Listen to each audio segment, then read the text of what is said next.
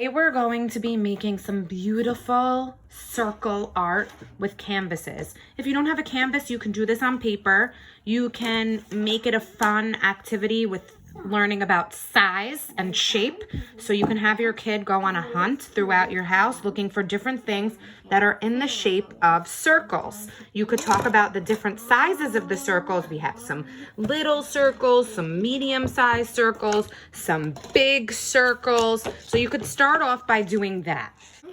The next thing you're going to do is you're going to put the first circle on your paper and you're going to trace around it in a Sharpie. You can do it with a pencil first if you're nervous. And then you're going to be putting different circles all around and you want the circles to overlap. So you're going to keep tracing circles on your canvas. Your kids can do it themselves or you can help them. And you're gonna have them overlap like this until your whole paper is covered in different shaped circles. You want to fill up your canvas or your paper with as many circles as you can.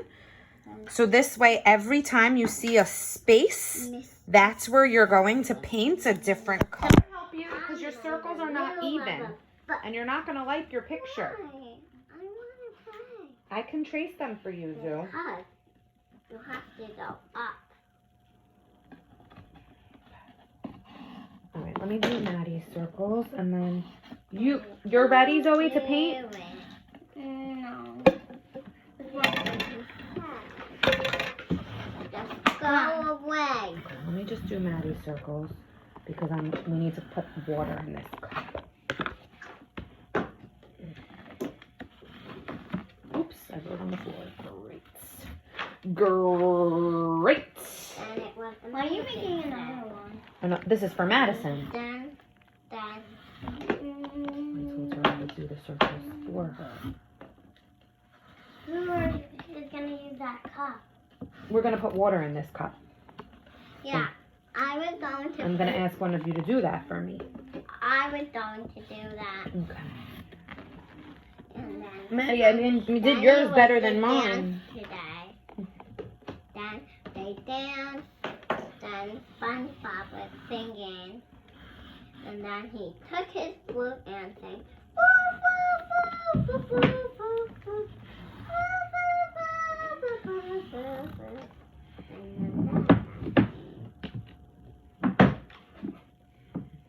Look, I'm going to put little circles, some little circles on Maddie. And he blew his flute. Then SpongeBob said, "You can play me. I'm not a sponge. I'm a flute." And the cool thing about this project is no two canvases are going to look the same because you're going to be using different sized circles in different spots. And now we're going to start filling them up with color. So everywhere you see a line, you're going to fill that up with color. Even the backgrounds, a different color here, a different color here, here.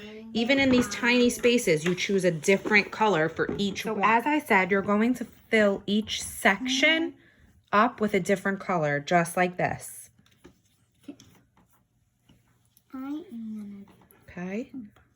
So not only are you focusing on concepts like big, small, medium, large, circles, you're also doing targeting, which the kids have to focus on coloring in a small area. So you might want to give them really skinny paintbrushes for that. It's a really good fine motor activity. But of course, look, I'm a grown-up and I got out of the lines, and that's okay. You could just cover that up.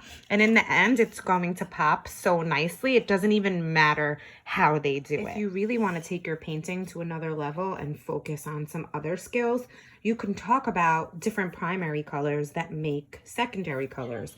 Like red and yellow make orange. So if you paint one circle red and one yellow, you can make the point where they meet the color that it makes, orange. You don't have to do that. It kind of looks really cool if you don't also, but it's another skill you can work on if you want to. With your painting and do what my daughter did. She's using the back of her brush to make dots of different color inside her colored spaces. Very blurry. If you don't want to use paint, which is fine, you can use markers or crayons and still do the same activity. And remember to fill in all the spots. Your whole paper or canvas needs to be covered with color. Once you've finished filling up all your areas, you could take a small brush and now fill in those tiny little empty spaces and go around your areas just to make it more clean if you want to. Otherwise, you are finished and there is your masterpiece. I hope you had fun.